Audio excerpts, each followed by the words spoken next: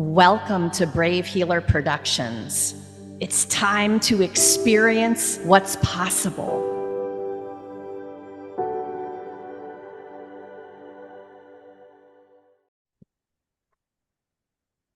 So, what if there's something you haven't learned yet that could change everything?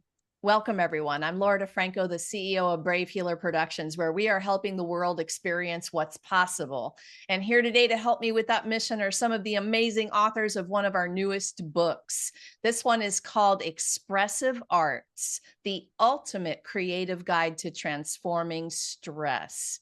You guys, I'm going to introduce you to three of our amazing co-authors today, but a huge shout out thank you goes to our lead author of this book, Jean Voice Dart. Jean, thank you so much for your big mission and vision for this book. Thank you for bringing together this stellar cast of expert co-authors.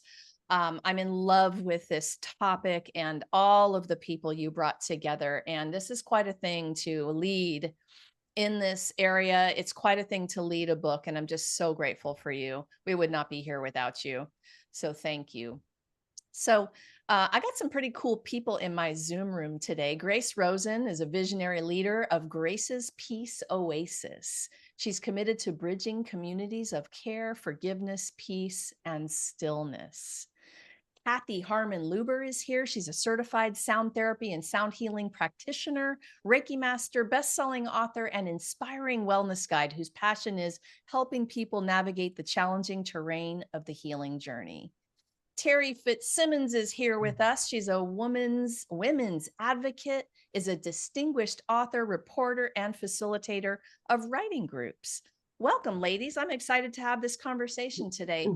Grace, you're going to start us off. Give us a little bit of the why behind the beautiful chapter that you wrote. Well, my why really is based on the transformation that family crisis triggered in my life, that I felt that I needed to share with more people than just my inner circle, that the transformative power of crisis and how we can show up and find our way through. And so I wanted to share my courageous story and inspire other people's courage in their lives. So how did it feel to do that for you? So far, so good, right? Like, how are you doing with the process of sharing? Had you done it before?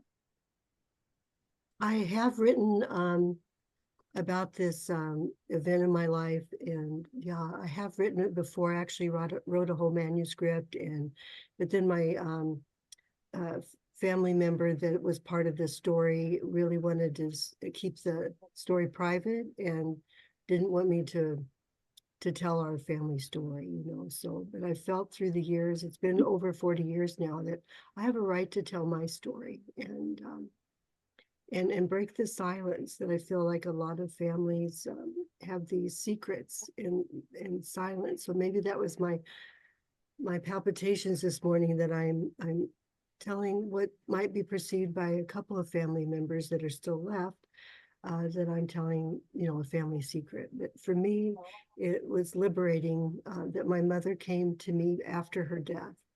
And I want people to know that too, that people that we really love and care about can pass on, but we can still have a connection with them, and we can feel them. Sometimes I just read about the Dalai Lama. When he passed, one of his devotees, she could feel him everywhere. And so that's what I feel, that we can feel even people that have passed everywhere, in every cell of our body, in a tree, in the breeze, and be assured that love that prevails past death. Yeah, so beautiful. And I thank you for the courage, even for what you just shared about sharing, because I mean, it takes something to get to the point where you are courageous enough and willing to go ahead and say, yeah, world, I do want to publish this. It's time to share this story. And for me, it was to prioritize really my own healing back when I did it the first time I did it. It doesn't make it easy, but there is a use, I think you use the word liberating. Mhm. Anything else you want to tell us about that? Well, I'm glad you mentioned that, because definitely it was a healing journey, and I think I mentioned that in the chapter that writing became my medicine. That to be able to actually creatively express the angst. At first, it felt like I was telling on family members, and then my coach encouraged me to write in my mother's voice, to write in my siblings' voice, and that was so empowering, and it really helped the whole healing even feel possible, because I didn't know if it was possible. Thank you, Grace. Thanks for saying yes to this project and for being here today to share with everyone. Thank you. Grace is making me think of this it's really my one of my favorite quotes for how we do this storytelling thing, and it's Anne Lamott said, tell your stories, you own everything that happened to you. If they wanted you to write warmly about them, they should have behaved better. And it just makes me laugh every time I read that quote, and Grace is Yeah. making me think of that one a little bit today. I loved um that quote. I loved her as an author too. She was a single mom like I was when I had my son, and it was just so inspiring. Um, could I just share my one nugget from my medicine in the chapter 19? Yeah, I'm going to make you hold though, because I've got another Okay, question that's specifically for that. So okay, hold it for okay, us. Okay. okay. Kathy, I'm going to move to you next and tell us a little bit about your why behind your chapter. Yeah, thank you. Much like Grace, it took a lot of courage to be able to come forward. And that was definitely behind why I did this. I've been on this healing journey, physical healing, mental health issues, um, for 4 decades. And it began when I was really young. It had been a struggle. And then in 2016, I had a tremendous spinal disc rupture. Part of my healing has been lifelong hereditary spinal issues. And it completely knocked me down for the count. Everything that was in my life uh, was was put on hold, and frankly, some of it has never come back. And I felt over the years, that was 2016, in the years that followed that, it was became very clear to me that every moment is a choice.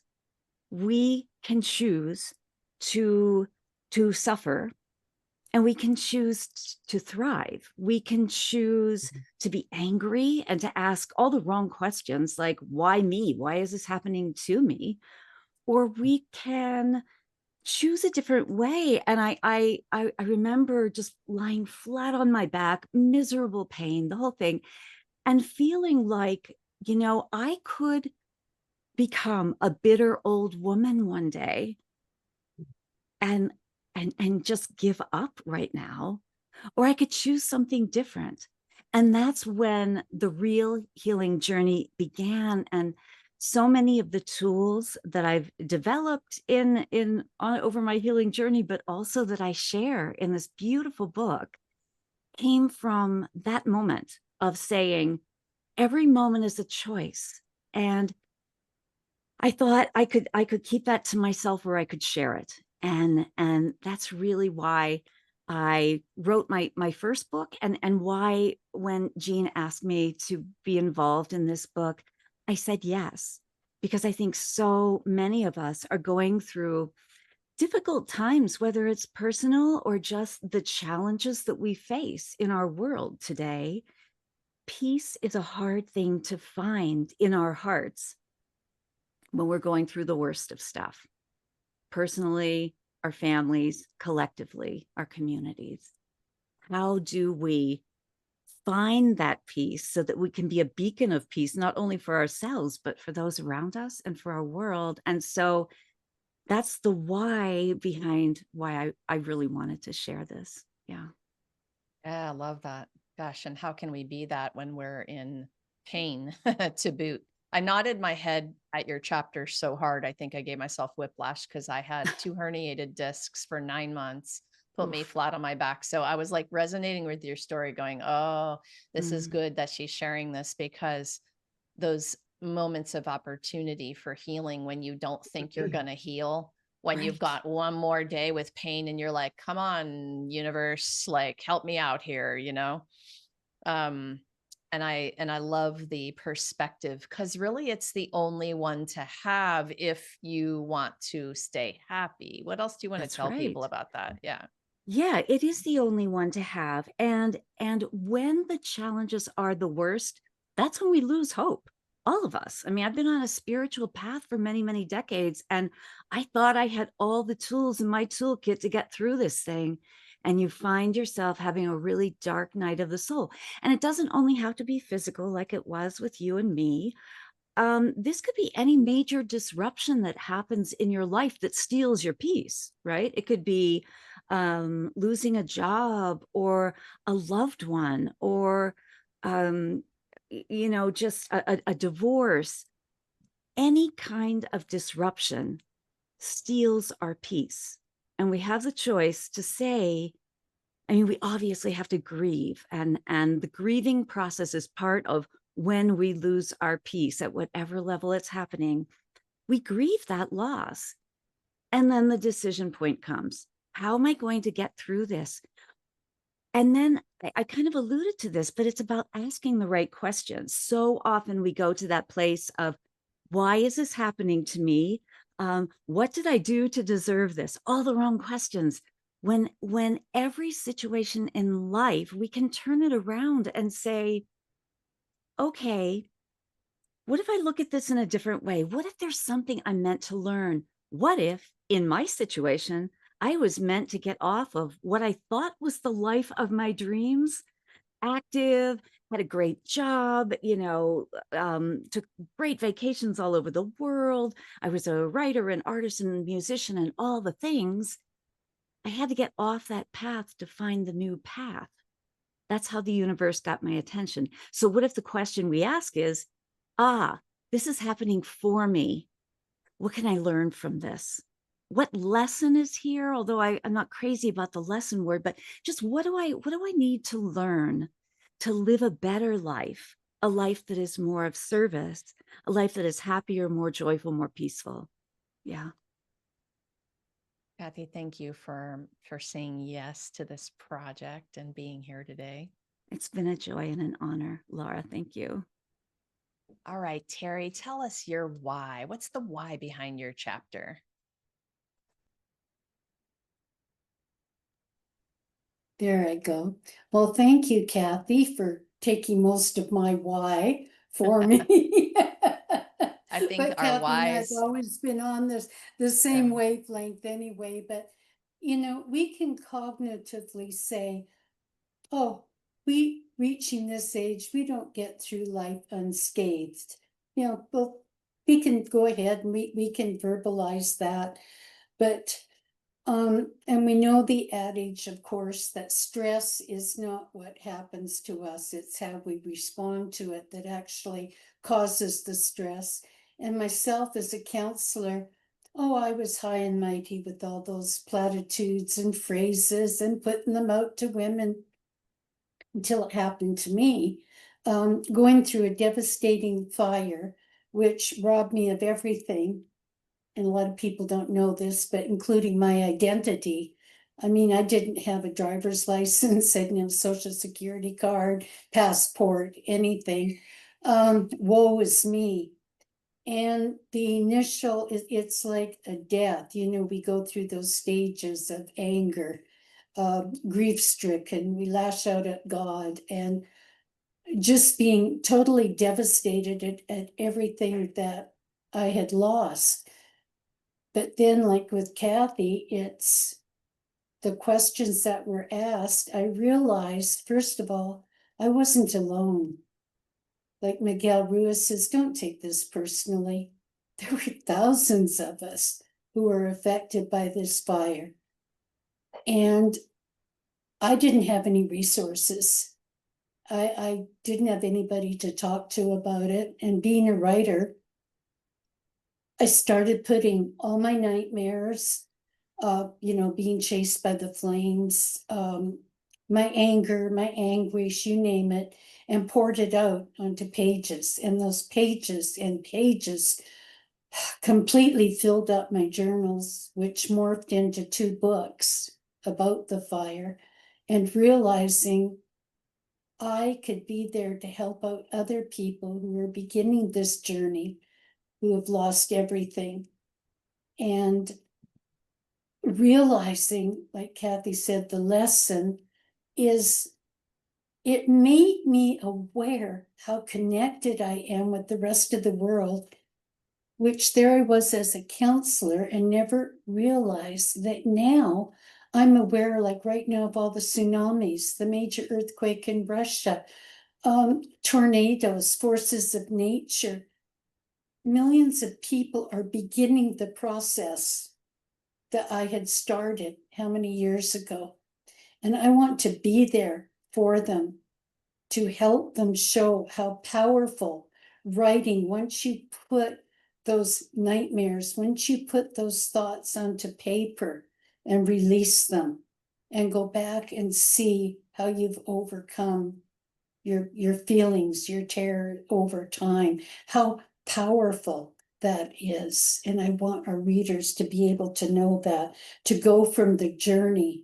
And it's a choice. Do I choose to be a victim of this fire and have them, oh, it took everything from me, or to turn it into being a thriver, to helping other people? Yeah, really powerful. These are powerful ideas.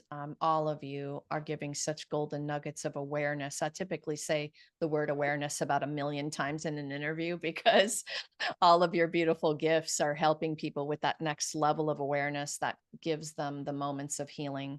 And I have just a huge thank you to all 3 of you for taking the challenge on that I gave you to put those vulnerable stories in the book. And then you guys, these authors are stepping up as the master teachers they are and gifting you a practical experience with a tool. I cannot wait for you all to get your hands on these tools and play and dabble, right, with the writing. Like Terry was, well, you know who you're talking to with the writing, Terry, right? Because like I'm a little bit of a fan of the writing. Let me share with you all just a quick look at this beautiful cover for a minute. Expressive Arts, the ultimate creative guide to transforming stress. We can't wait for you guys to hop over to Amazon and grab your copy, all these beautiful contributing authors.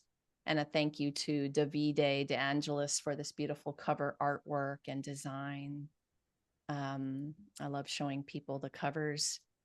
So, so let's get into talking about your beautiful tools here for a minute. Kathy, what's the most important thing you want people to know about? And I'm taking these words from their titles, you guys, embodying peace in that most challenging time. What's that nugget that you want them to know about that tool you're teaching?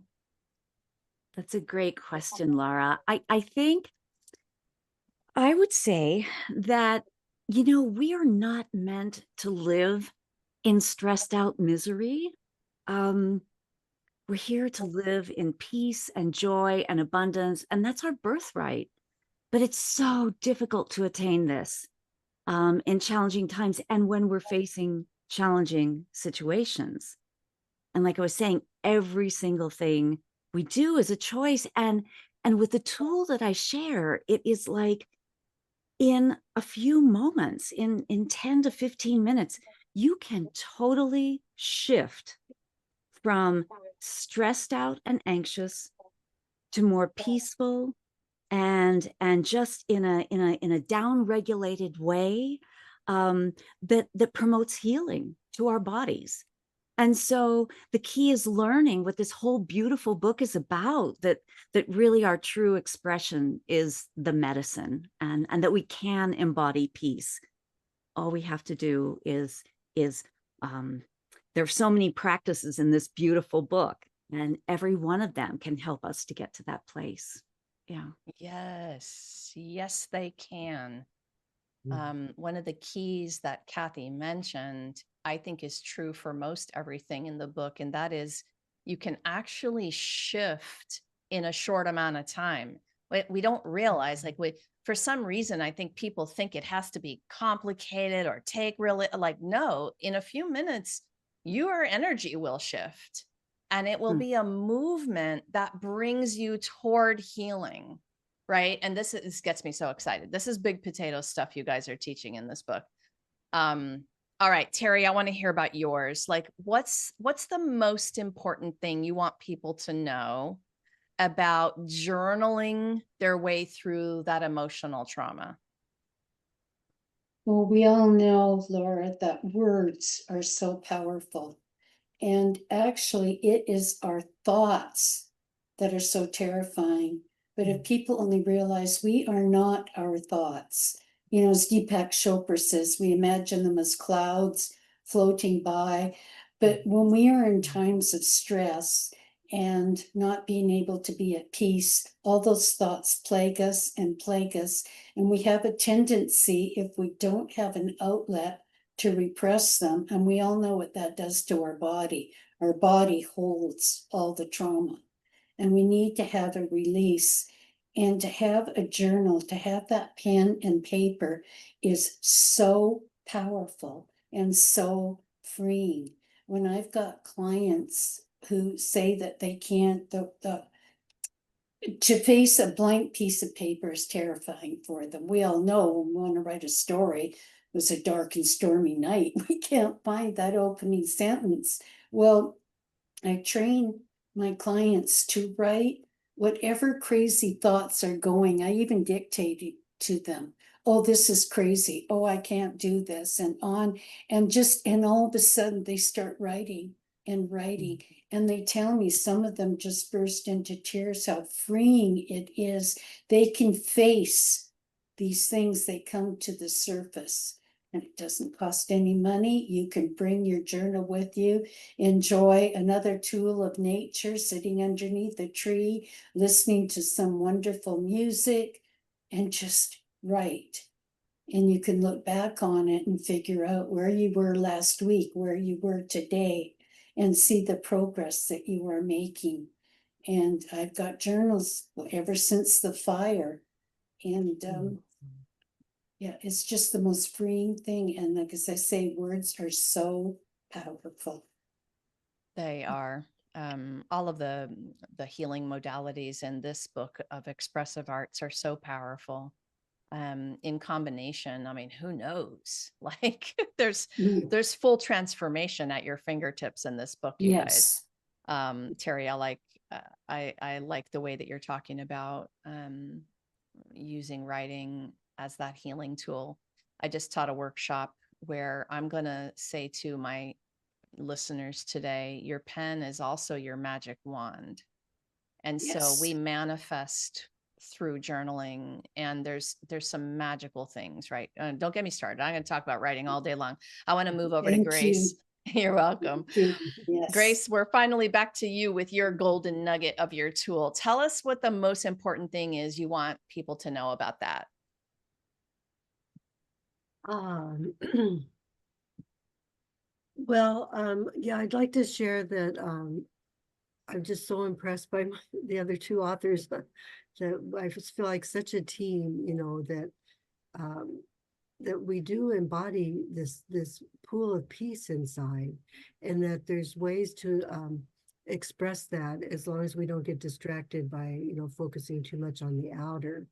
So for me, when I was I write about it in the chapter sitting in my mother's funeral. I just had all this repressed feeling come up, and so I went out and I actually punched a tree, which I'd never done in my life, and I felt that was rage, and there's such a judgment of what rage is, because of the violence of it. And I've learned over the years and experienced over and over again, the more I allow that impetus or that deep repressed emotion to just start to move.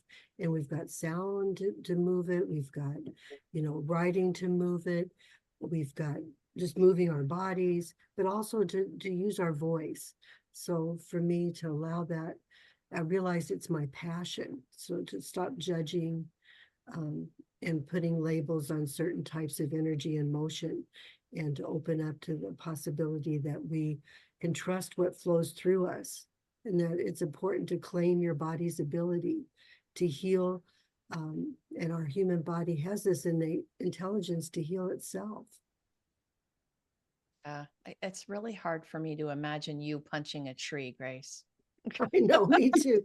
I've been known to kiss them lately, not just hug them or lay my spine against them. Sometimes if I feel a lot of stress in the day, I might go out and just lean against my old apple tree and being thankful for all the apples it's bringing me, and it's over 100 years old. So I do feel like just trying to melt and merge with nature and trees. And I can't imagine that I ever had that in me that could hit a tree, but it was Well, there.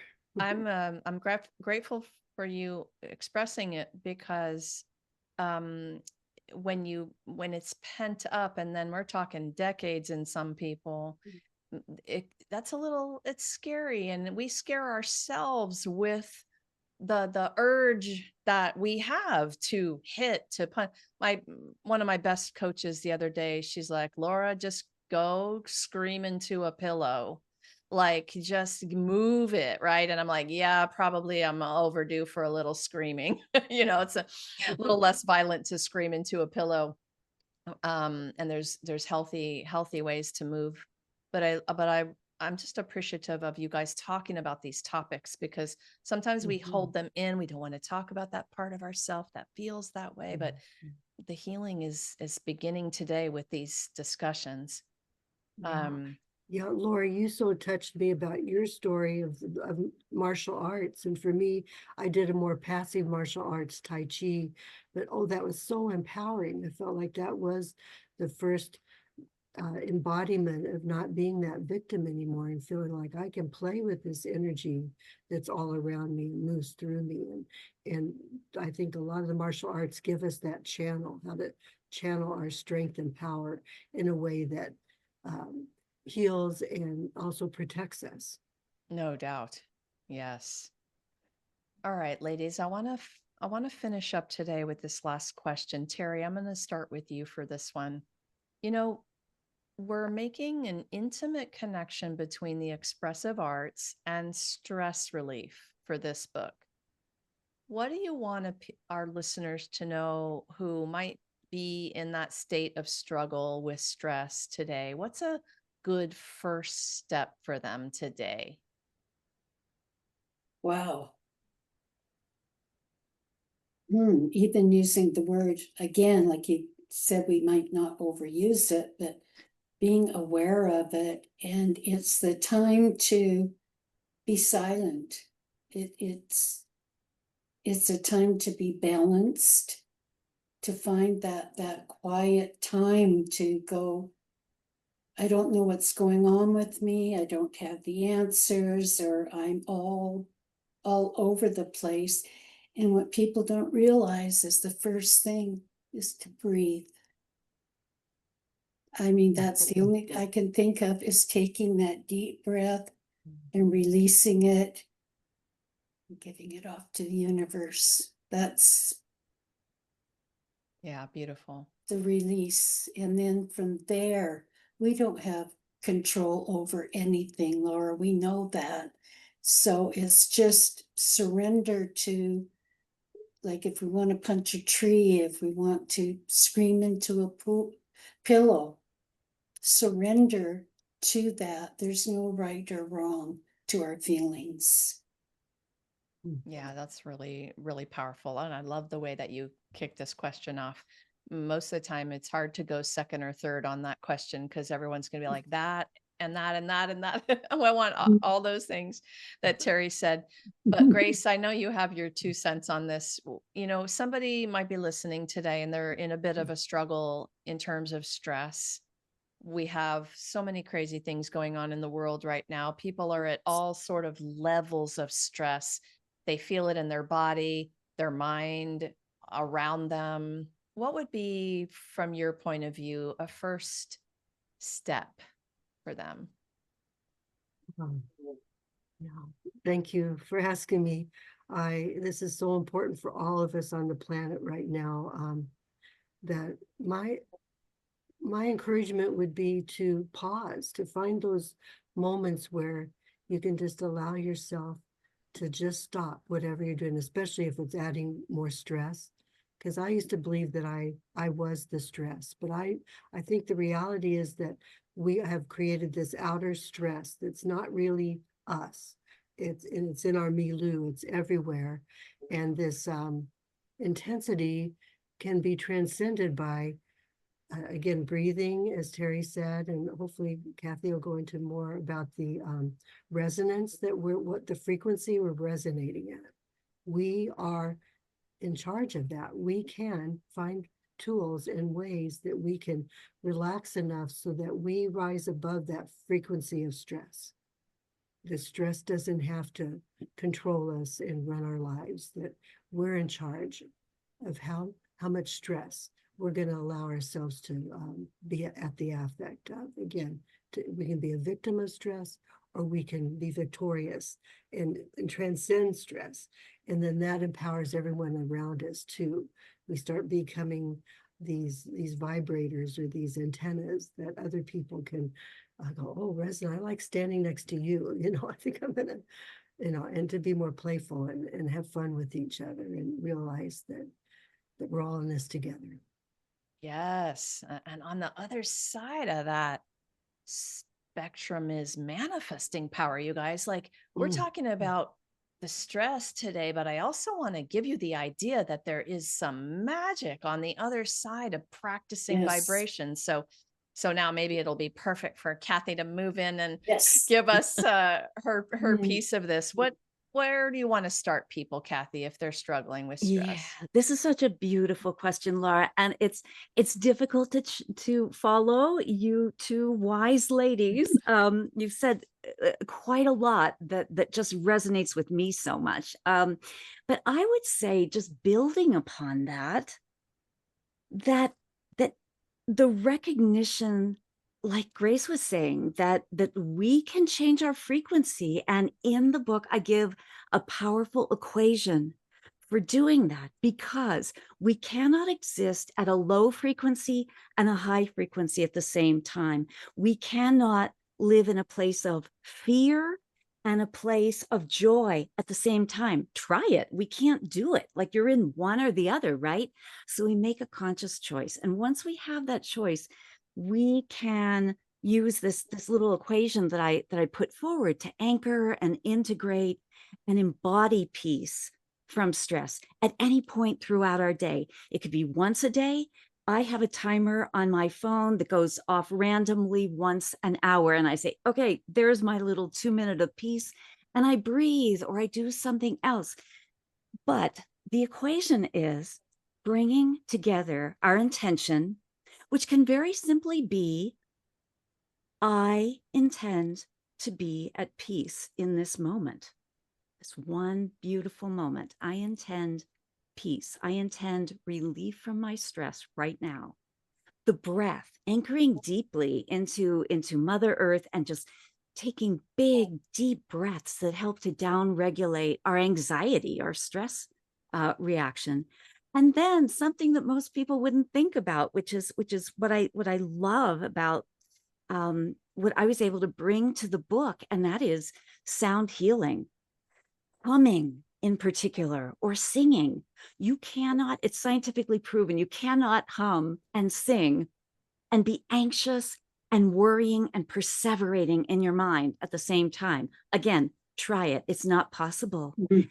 And so humming stimulates our vagus nerve. Just very briefly, it stimulates our vagus nerve, which is the wandering nerve through our entire body. It's like a massage for all of our organs, but it regulates our breath. It regulates our heartbeat, our blood pressure, our digestion, all the things we don't think about. Humming calms our bodies. It calms our minds. And then the other last item of the equation is creative moodling. And I don't say go out and create a great piece of art. Moodle, play around, push some paint around. Doesn't matter what it looks like. be expressive about it. What colors turn you on? What shapes? It could be not even art. I present a watercolor exercise in the book, but it could be your gardening. It could be your cooking. It could be knitting. It could be hobbies, anything that really lights you up and makes you feel good and gets you in the flow is going to bring you stress relief. Love it, Yeah. love it, love it. And oh my goodness, you guys, you're going to have a book full of these ideas. Like you will not run out of ideas. Kathy, Terry, Grace, thank you so much for what you do in the world and for being here today to share it with everyone. You guys, this is way more than a book. This is a very generous community. So come on down into the show notes. I have everyone hooked up with their links there. Go explore what they're up to. They're there to answer a question or carry on this conversation that we started today. They're there for support, right? And I'm so proud of the Brave Healer community that comes in to author these books, because it doesn't just finish at the book. You have a community of people to reach out to. We know that sometimes reaching out is hard and it might be the hardest thing to do, but we want to make this very easy for you to feel not alone, because you're not alone. We hope you hop over to Amazon today to grab your beautiful copy of Expressive Arts. You are going to love this book. And lastly, today, everyone, remember, your words change the world when you're brave enough to share them. So it is time to be brave. See you next time, everyone. Thank you so much, Laura. Thank you, Thank you. Laura. Thank you, authors.